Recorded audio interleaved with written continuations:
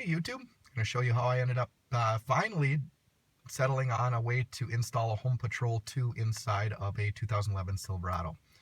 Cover just the basics. If you have any questions, just put them below in the comments.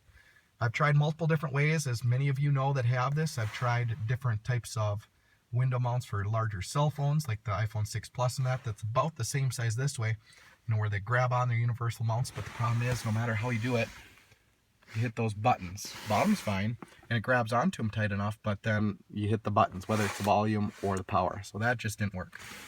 After probably about $20–30 in attempts of different mounts, I finally said, okay, we're going to buy the actual Homepatrol mount. Ended up splurging, spent the $20 for the clip, whatever. There's different places to buy it, different prices, but it ends up almost always being about 20 bucks. Okay, and I ended up going with the RAM mount. Good reviews, solid mount. That way, excuse the voice, just getting over a chest cold here. So, okay, so we've got 3 cup holders. I wanted to be able to install this to be functional, but also when I finally sell the truck or trade it in, that it does not leave a mess for the next user and, depreciate the value of the vehicle. So what I ended up doing, took out the rubber mat. I'm going to throw that in the glove box and just leave it there. So I took out the 3-place rubber mat out of the bottom of here, cleaned it out. On the bottom, I ended up using 4 number 12 self-tapping, I think it's 3/4 inch screws. I think they said that they were number 12s. Ended up stainless, that's what wasn't much more, so I ended up just doing stainless in case you ever get wet from liquid in the bottom, that there's no mess, okay?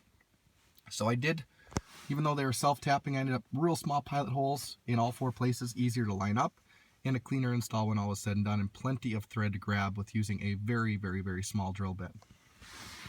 Important thing is that, get my finger out of the way, being able to open up the center console without taking off the radio. Just as you can see, literally just touches it. The only shaking that you get is from the whole center console. It's a solid mount. The clip itself fits in, and I'm going to go around the void, make it a little quiet so you can see that the RAM mount, I hope you can see that, leaning across here, is the RAM mount is compatible with the unit and clip. So ended up going this route using the stock antenna because, you might not see it too much. It might be hard to tell in the video.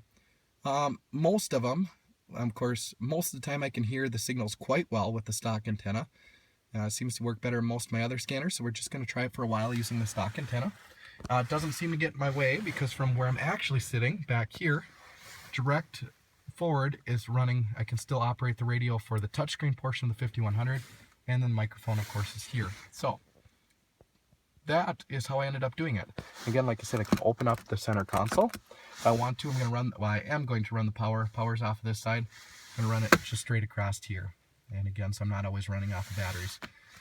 Hopefully that gives you a little bit better idea, maybe how to install a radio inside of a Silverado, where you might have a cup holder with a mat in the bottom.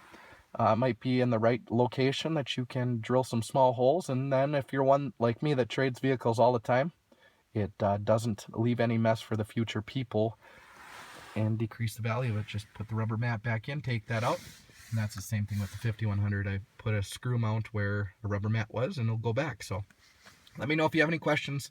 Again, I apologize for the voice today. It's a little bit hoarse yet. So 7.3s, guys.